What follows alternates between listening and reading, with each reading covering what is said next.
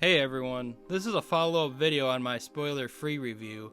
So if you wanted to hear some of my mostly spoiler-free thoughts on that one, feel free to check it out. But in this video I'm going to go more in depth with the movie and its ending, adding more of my thoughts and discussing what possibly comes next for the Sonic movie series. So let's get more into it. For the narrative's sake, the movie was able to show off Shadow and Maria's dynamic and how they grew to be a family, which helps make her fate feel more impactful, and why Shadow's so dead set on getting revenge for Maria's sake, no matter the cost, even if it's at the cost of his own life. When Shadow comes close to killing Tom, Sonic wants to use the Chaos Emeralds against Shadow.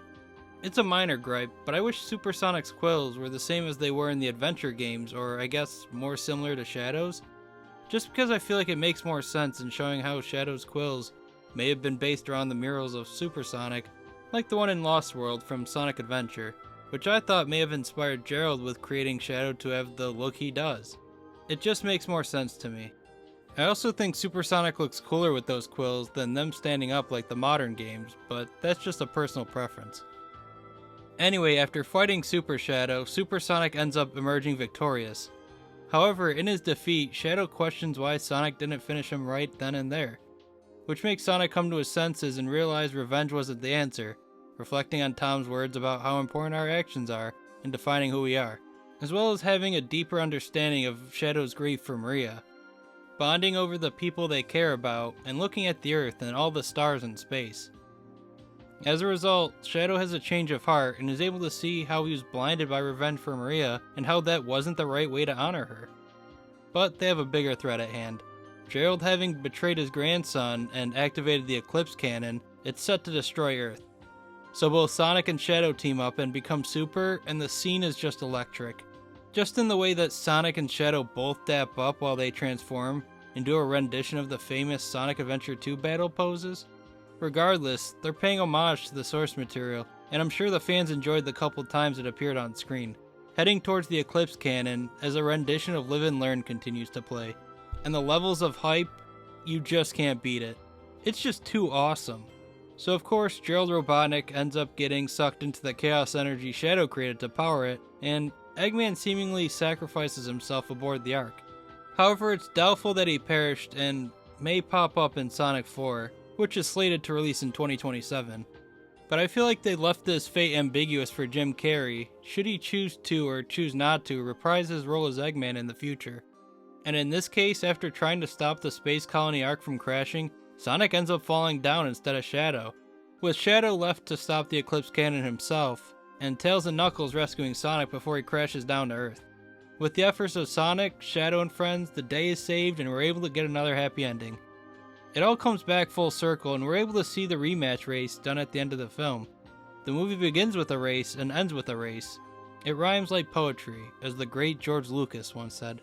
And it ends up leading to Sonic getting separated from Tails and Knuckles, thus leading into the hype mid-credits scene of Metal Sonic appearing, which got some people that were pretty quiet during most of the movie to get really hyped. It's not just one Metal Sonic though, it's a whole army of Metal Sonics. But that's not all. A hooded figure with a hammer emerges, and it could only be the one and only Amy Rose. And she just looked great. After Metal Sonic showed up, I knew she was going to appear, and I'm glad she did. I'm hyped to see how she fits into the next movie, and I'm really hoping that, like this movie was inspired by the story of Sonic Adventure 2, maybe the next one will be based on Sonic CD more. And if anyone has an issue with the design, just remember that the Shadow design at the end of the second Sonic movie isn't the same as the one we got for the latest Sonic movie. So I'm thinking maybe Shadow will set out in the next movie, understandably, and maybe like the game, Shadow will get amnesia and question himself, since I feel like it would be more efficient in a way to focus on Metal Sonic and Amy for the next movie. Who knows, since this movie's plot was inspired by Sonic Adventure 2's, I can only hope that Sonic 4's plot will be based on Sonic CD. The movie also seemed to make a point about Sonic only using the Chaos Emeralds when it seems necessary, which I think perfectly opens the door for having the Time Stones making an appearance, since they serve a different purpose and may be less detrimental than the Chaos Emeralds.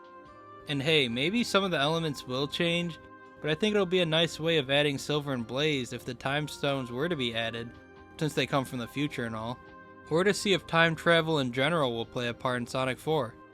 I was thinking the time travel element could set up some events for a possible Sonic 5, If they don't go the time travel route, there's also some elements of Metal Sonic that they could borrow from Sonic Heroes. There was an army of Metal Sonics, maybe they could combine at the end to make Metal Overlord. Who knows, there's so many ways the stories could play out. Sonic 3's plot was inspired by Sonic Adventure 2's without being a complete ripoff. I thought it was tastefully done. I'm okay with the movie telling a different story from the games, as long as the reasoning is valid, but I guess we'll just have to see.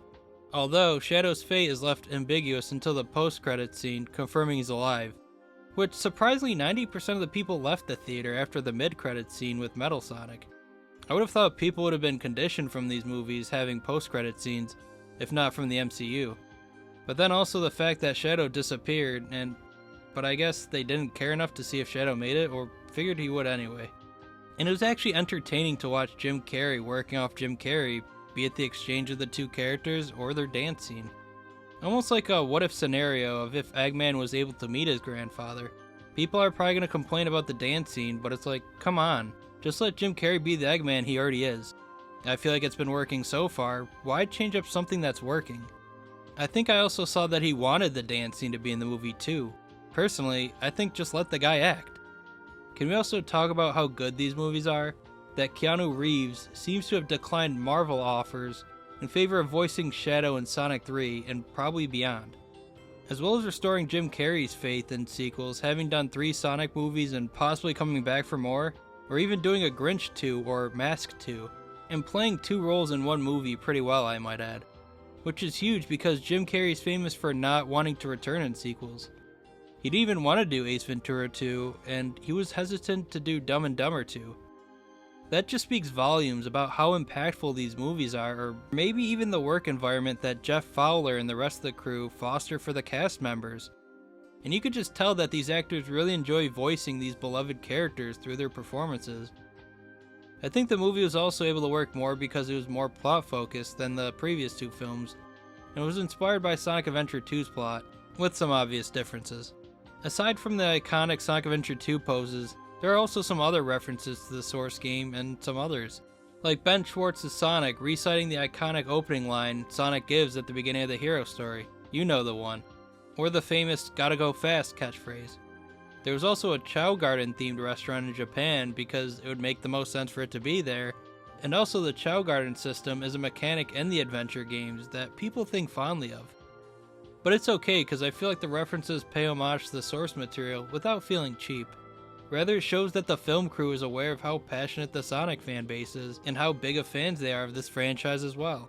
It doubles in paying respect to the series as a whole, but also as a treating experience for fans to try and pick out and connect the references to the sources. These movies have so many Easter eggs and I just love it. It's a blast from start to finish. Sure, there are some characters that probably weren't fully fleshed out, but I have a feeling that they'll appear in the next film because the story does go a bit fast in some spots, but it doesn't ruin the overall experience. It's definitely my favorite in the trilogy, and I'm hoping it continues to go up from here. I'm hoping that when the film crew decides to stop making the Sonic films, that they'll end on Chaos. Just because I think that'd be the perfect end-all be-all villain for this franchise. Tell me you could think of a better way than for Sonic and crew to go up against Chaos, the god of destruction. If you can though, please let me know. Regardless of what they decide to do, I have faith that the filmmakers won't let us down with the direction the story is going. I'm getting a bit ahead of myself too, because Sonic 4 was just announced recently, so there's that to look forward to sometime in 2027. They might even introduce more characters for the next one like Cream or Rouge. There's so much they can do with it too, and so many characters and plot elements they can lift from. The Sonic universe is a huge place, so I don't think the film team will have any problems looking for inspiration. There's endless possibilities, but I guess we'll have to open our hearts and live and learn, so the movies could show us what they're made of. I can't wait to see what's planned next for the Sonic movie series. Anyway, that's gonna be it for this video. I hope you guys enjoyed it, and let me know your thoughts on where the Sonic movie series could head in the comments below.